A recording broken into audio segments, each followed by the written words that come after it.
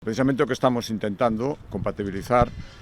o crecemento do orzamento en defensa a nivel europeo, eso vai ser inevitable por moitas razóns, con que se sigan preservando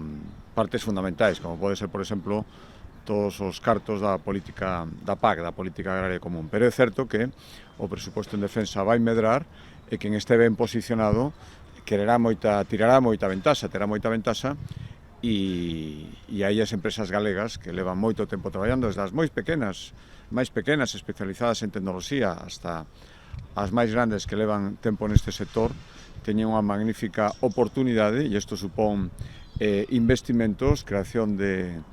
postos de traballo e posicionarse para o que poida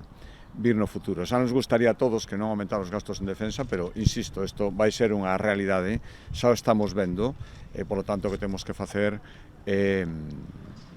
aproveitar, entre comillas, esta situación e que, polo menos, se beneficien moitas empresas galegas e hai unha estrategia diseñada pola Xunta de Galicia con axudas para que empresas que non estaban neste sector se poidan transformar, polo menos en parte, e poidan optar a contratos. E creo que vai ben e creo que nos próximos meses podemos ter boas novas nese sentido.